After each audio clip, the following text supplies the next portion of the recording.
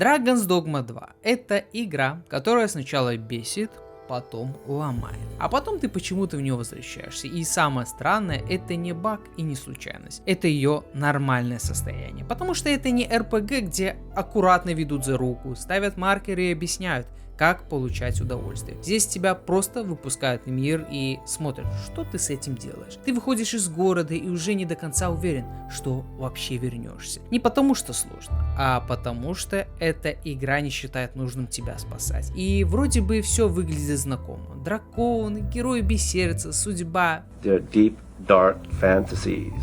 Но чем дальше ты играешь, тем сильнее понимаешь, что сюжет здесь это не главное. Он есть, но он где-то на фоне. А все, что происходит между квестами, боями и случайными встречами, это и есть настоящая игра. И в этом видео мы разберемся, почему она одновременно раздражает и затягивает. Почему ломает там, где другие игры работают идеально, и почему ты все равно продолжаешь в нее играть, даже когда она этого не заслуживает. Перед тем, как начать, подпишись на канал и классница палец вверх. Это очень приятно и мотивирует выпускать больше роликов. Также не забывайте делиться своим мнением по игре, по видео и все.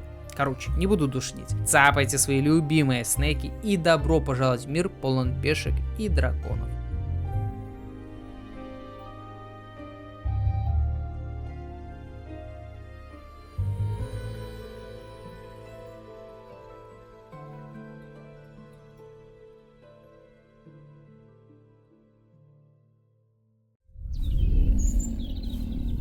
Он где-то здесь, я это чувствую. Ты уже это говорил. В прошлый раз ты чувствовал таверну и 3 мужиков внутри.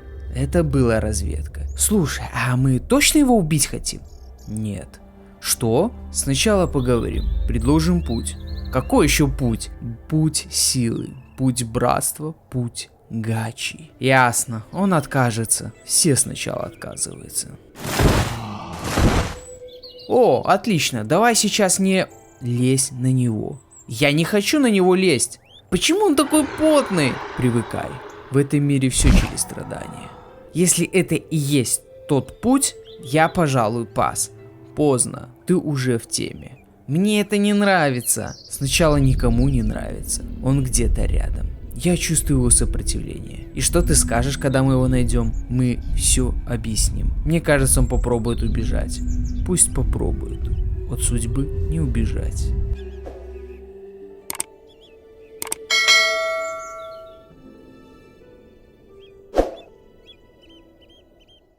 И чтобы понять, почему Dragon's Dogma 2 вообще такая странная, нужно немножко вернуться назад, потому что эта игра не появилась из ниоткуда. Ее делал Хидеаки Ицуна, человек, который еще в 2000-х годах хотел сделать свою идеальную фэнтези RPG. Но тогда ему просто не дали ресурсов. Он ушел делать Devil May Cry, набрался опыта и спустя годы вернулся к своей старой идее, только уже с другим подходом. В 2012 году вышла первая Dragon's Dogma, и вот там случилось интересное. Игра вроде бы была хорошей, геймплей хвалили, систему пешек вообще запомнили как что-то уникальное, а вот сюжет, мягко говоря, нет. И это уже тогда стало ее фирменной чертой. Игра, которая работает не через историю, а через ситуации. Позже вышло переиздание Dark Arisen, как попытка довести все до ума. Потом был онлайн-версия, которая жила только в Японии и тихо сама по себе исчезла. И на этом моменте можно было бы подумать, что серия сдохла. Но нет, в 2019 начинается разработка второй части, и вот здесь Capcom сделает важный выбор. Они не пытаются заново изобрести игру, они решают прокачать то, что уже работало. И Цуна прямо говорил, не революция, а углубление, то есть не новая игра, а более плотная версия старой идеи. Мир должен стать живее, пешки умнее, система глубже, но при этом суть остается той же. Это не история, которую тебе рассказывают, это мир, в котором ты постоянно что-то проживаешь сам. И именно поэтому Dragon's Dogma 2 ощущается так, как ощущается, потому что она изначально не про сюжет. Она про опыт, который не объясняется ранее. И вот ты запускаешь Dragon's Dogma 2, и сначала все выглядит нормально. Вот даже слишком нормальное. Перед тобой сцена, которая пытается казаться классической фэнтези-стартом. Праздники, люди, оргии, шум, музыка, ощущение, что сейчас начнется привычная RPG-завязка, где тебе спокойно дадут цель, покажут направление и аккуратно ведут в историю. И поначалу ты именно так это читаешь. Есть мир, есть власть, есть ощущение большого конфликта где-то на фоне. Но чем дольше ты смотришь, тем сильнее появляется ощущение, что что-то здесь не сходится. Лица персонажей будто чуть пустые, движения слишком выверены. А сама сцена выглядит не как живой мир, а как постановка, которая старается казаться живой, но не до конца в это верит. И чувство сначала невозможно нормально объяснить. Ты просто понимаешь, что здесь есть трещина, а потом игра резко ломает ритм, после тоста наступает тишина, нет привычного перехода к началу приключений. Просто пауза и резкий сдвиг в другое место. И вот здесь впервые появляется то, что на самом деле и есть сюжет игры. Тебе не объясняют его напрямую, но тебе сразу ставят в позицию восставшего, человека, у которого дракон забрал сердце. И это звучит как классическая завязка. Есть дракон, есть судьба, есть путь, который вроде бы должен быть понятен. Но проблема тут вот в чем, что игра не дает тебе этого понять сразу. Она не говорит «ты герой», она говорит «ты обязан быть героем». И это уже разные вещи. Дальше тебя перебрасывают в раскопки Ботари, где игра снова ломает ожидания. Тебя встречают не как избранного, не как важного человека, а как ресурс внутри системы, который уже давно работает без твоего участия. И тут просачивается главный мотив сюжета. Ты не центр мира, ты часть цикла, который уже идет сам по себе. И почти сразу игра кидает тебя в редактор персонажа, который здесь, не побоюсь этого слова, не про косметику, а про выстраивание тебя в этот мир. Ты буквально собираешь тело, которое должно существовать внутри этой системы. Пропорции, возраст, шрамы, форма лица. Все это не просто внешний вид, а ощущение того, как тебя будет воспринимать мир. И чем дальше ты это делаешь, тем сильнее ощущается странная мысль. Тебя не создают как героя, тебя собирают как функцию. И вот здесь сюжет начинает работать не через диалоги, а через ощущение роли, потому что дальше появляется еще один слой – пешки. Сначала что-то просто спутники NPC, которые помогают в бою и идут рядом. Но очень быстро становится понятно, что они не просто часть геймплея, они часть той же системы, в которой находятся восставшие. Они живут сами по себе, они связаны с этим миром и его законами, так же, как и ты. И когда ты начинаешь брать пешек других игроков, становится еще непонятнее, потому что ты начинаешь видеть не просто помощников, а следы других восставших, других попыток пройти тот же самый путь, как будто ты смотришь на разные версии одного и того же цикла, который повторяется снова и снова. И вот здесь сюжет, который сначала оказался разрозненным, начинает собираться в одну идею. Дракон, восставший, власть, система, повторения. Не как линейная история, а как механизм, который продолжает работать независимо от тебя. И ты в нем не главный герой, ты просто очередная попытка его пройти. И дальше Dragon's Dogma 2 начинает постепенно рассказывать то, что изначально казалось просто фоном. Потому что после всех этих событий ты оказываешься в мире Вермута. И вот здесь игра окончательно перестает делать вид, что она будет тебя куда-то аккуратно вести. Тебя просто выпускают в пространство, где уже что-то происходит без твоего участия и дают самому разбираться, где ты вообще оказался и зачем. И если сначала сюжет кажется набором странных сцен и обрывков, то постепенно начинается поступать его настоящая структура. Драконы — это не просто враг, он не просто сюжетная цель, а скорее как точка в системе, вокруг которой все крутится. Он появляется не как финальный босс, а как часть цикла, который уже был до тебя и будет после тебя. И чем дальше ты идешь, тем сильнее становится ощущение, что мир здесь не развивается в привычном смысле, он скорее повторяется. Меняются лица, меняются короли, меняются герои, но сама структура остается той же. Восставший появляется, проходит путь, сталкивается с драконом, и дальше что-то происходит за пределами первичной логики. Прошел игру, конец. Игра очень аккуратно начинает подкидывать тебе намек, что все, что ты делаешь, уже происходило раньше. Не в прямом смысле, не как флешбеки или очевидное объяснение, а через ощущение повторяемости мира. Через диалоги, через поведение персонажей, через саму логику происходящего. Принцип DS, поняли, да? И вот здесь пешки начинают играть еще более странную роль, потому что они не просто помощники, они как будто существуют вне того же уровня реальности, что и обычные люди. Они проходят из разлома, они возвращаются туда, они переходят между мирами, и из этого начинают ощущаться не как персонажи, как система наблюдения за этим миром. И чем больше ты в это погружаешься, тем сильнее сюжет перестает быть историей про дракона и героя. Становится историей про сам цикл, про то, что восставший это не уникальная фигура, а повторяющаяся роль, которая появляется снова и снова. Каждый раз с разными лицами, но с одной и той же функцией внутри мира. И игра не объясняет это напрямую, она не делает из этого кат-сцену с монологами и четким финалом. Она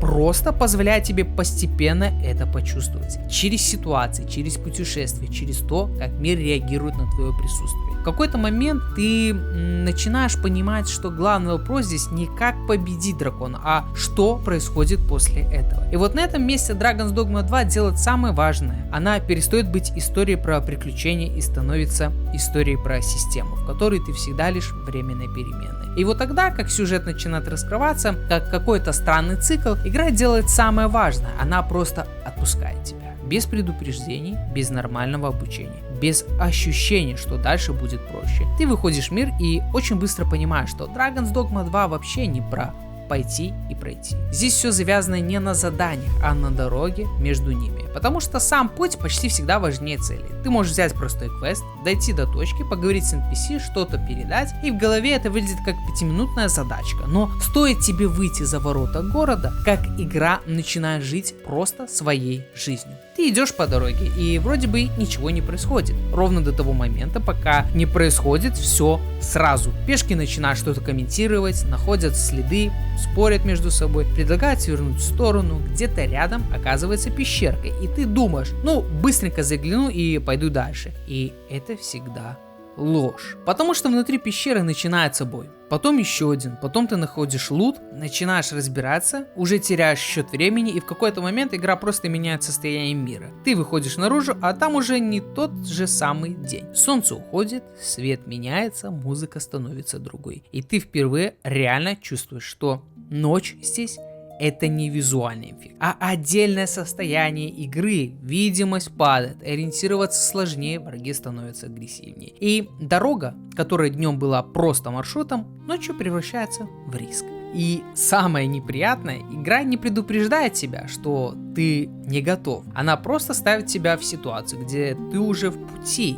уже потратил ресурсы и уже далек от города, и теперь решай сам, идти дальше или пытаться выжить обратно. И вот здесь появляется главный хаос игры. Он не о том, что враги сильнее, он в том, что мир постоянно вмешивается в твои планы. Ты можешь идти по квесту и в этот же момент наткнуться на бандитов, потом на монстра, потом на случайное событие, которое вообще не связано с твоей целью, но полностью ломает маршрут. И в какой-то момент ты перестаешь воспринимать квесты как задачи, они превращаются просто в ориентиры, повод выйти из города, потому что дальше уже не важно, что ты планировал. Важно то, что произойдет по дороге. Даже система перемещения работает на это. Быстрый телепорт есть, но он ограничен, и из-за этого ты почти всегда идешь ногами. И сначала это раздражает, потому что ты тратишь время, постоянно возвращаешься, обходишь опасные зоны, но потом ты начинаешь понимать, что именно в этом и есть смысл.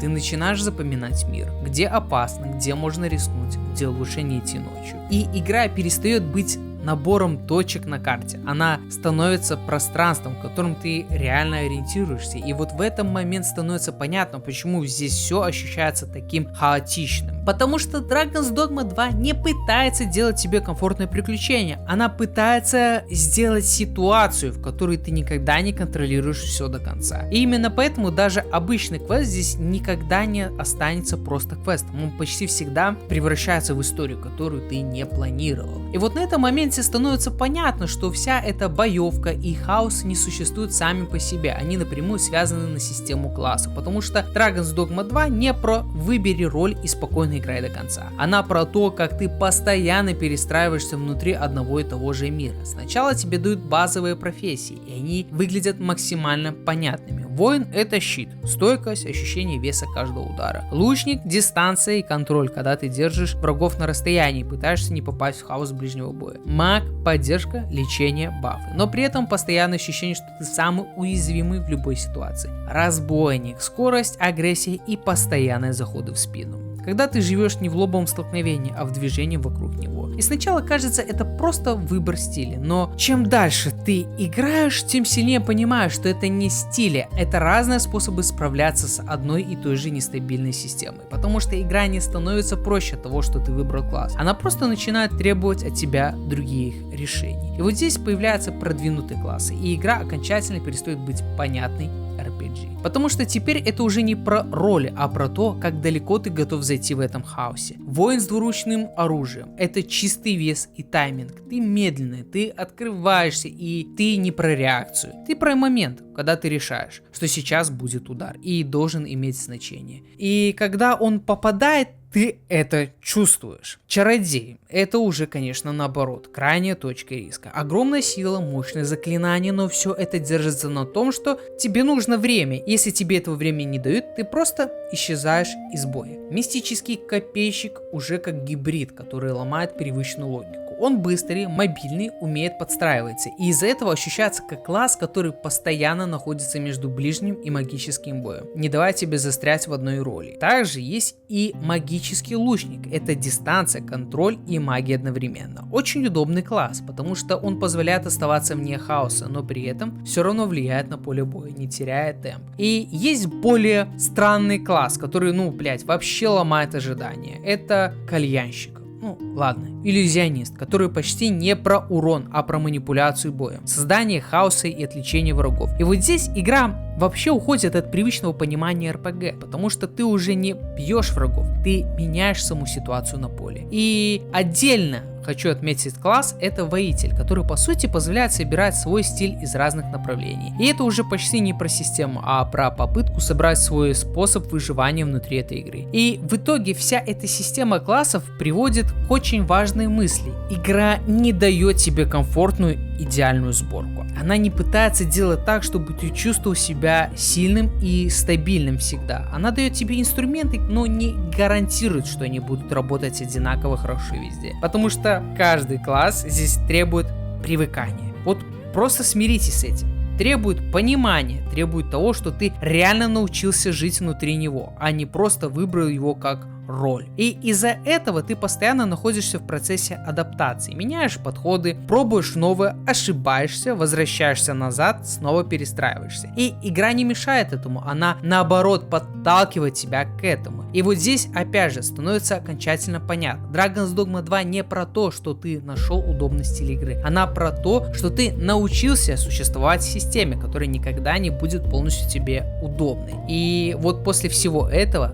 боев, классов, хаоса, дорог и постоянной перестройки по систему игры, ты наконец-то упираешься в квесты. И здесь в Dragon's Dogma 2 делает, пожалуй, самый честный, но, наверное, самый неудобный для игрока решение. Она вообще не пытается быть понятной в классическом смысле. Ты берешь квест и по привычке ждешь стандартную структуру. Пойди туда, поговори с тем, принеси это, вернись. В голове уже выстраивается маршрут. Ты примерно понимаешь, сколько это займет времени. Но игра очень быстро ломает это ожидание, потому что квест здесь это не маршрут, это повод выйти в мир. Ты выходишь из города, идешь по дороге, и на одном моменте игра как будто говорит: дальше ты сам. И дальше ты действительно начинаешь то, что невозможно запланировать. Ты можешь свернуть в сторону просто потому, что кто-то из пешек что-то заметил. Можешь наткнуться на пещеру, решить быстро проверить и провалиться туда на полчаса. Можешь выйти обратно уже в другое время суток и понять, что дорога назад больше не ощущается безопасной. И самое странное, игра не считает это проблемой. Ты можешь полностью потерять нить задания, можешь забыть, зачем вообще шел в эту сторону. Можешь не добраться до цели сегодня, но зато завтра или вообще никогда к ней не вернуться. Игра не будет тебя за это наказывать или подгонять, она просто продолжает существовать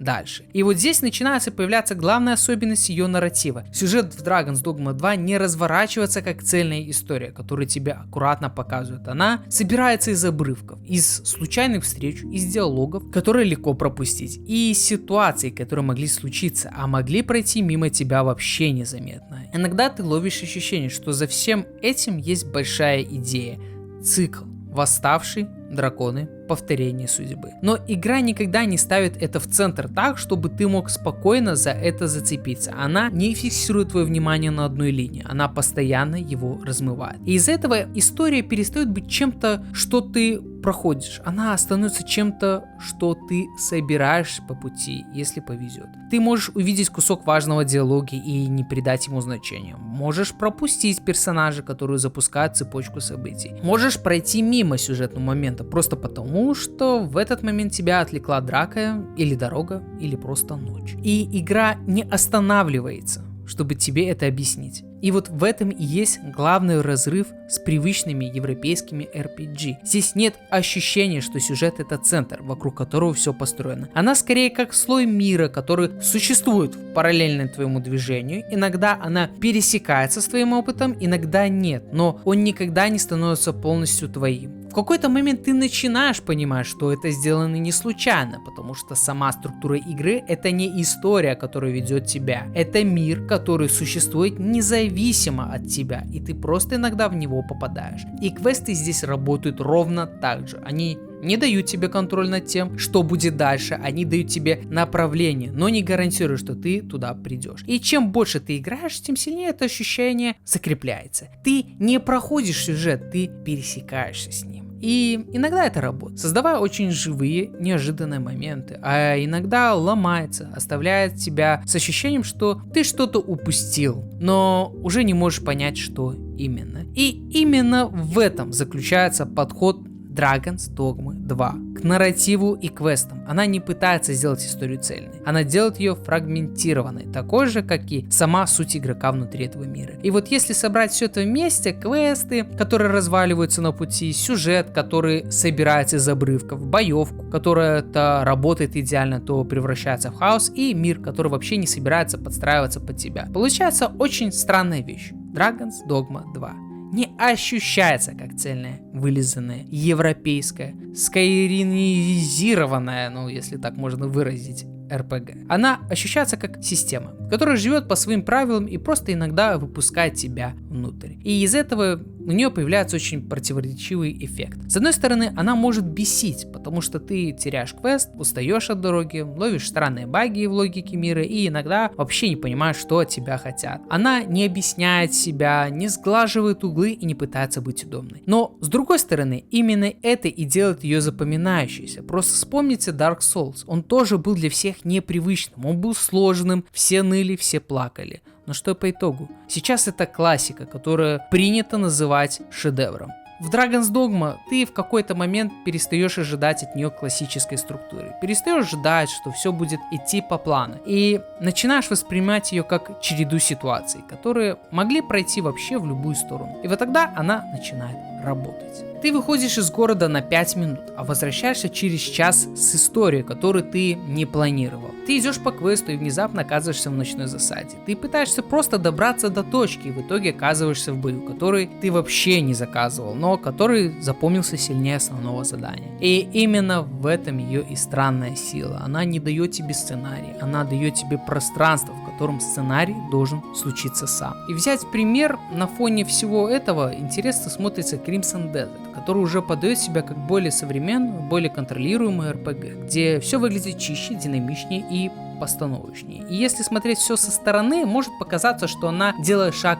вперед. Больше эффектов, больше зрелищности, больше контроля над происходящим. Но пытается быть похожей на другие RPG, и включая Dragon's Dogma 2. Хотя проблема в том, что Dragon's Dogma 2 вообще не про это. Она не про контроль, она про потерю контроля. И когда ты возвращаешься в нее после других РПГ, ты очень быстро ловишь этот контраст. Где-то тебя ведут за руку, показывают красивые сцены, аккуратно выстраивают темп. А здесь ты выходишь за ворота города и через 5 минут уже дерешься с циклопом в темноте, пока пешки кричат что-то невнятное и ты вообще забыл, куда шел. И в этот момент ты понимаешь, что это не недостаток и не преимущество в классическом смысле, это просто другой подход, где игра не пытается быть удобной, ну или идеальной. Она пытается быть живой, даже если эта жизнь иногда ломается, кривится и идет не по плану. И поэтому итог очень простой. Dragon's Dogma 2 это не та RPG, которую ты проходишь ради сюжета, механики или идеального баланса. Это игра, которую ты либо принимаешь как хаос, либо постоянно с ней споришь. Но если ты в нее встраиваешься, она начинает выдавать момент, который сложно заранее спланировать или повторить. И возможно именно поэтому она так и остается в голове после прохождения. Не как идеальная игра, а как опыт, который постоянно ускользает от контроля, но именно поэтому и запоминается. Спасибо, мужики, что посмотрели ролик до конца. Разобрались мы с вами с механиками игры и кайфанули от проведенного времени вместе. Хочу попросить подписаться на канал, оставить свое мнение и лайк не забудьте. И помните, яйца дракону не теребить, их пешки свои не приставать. Удачи и увидимся еще. Do you see the blood moon rise? Do you feel it in your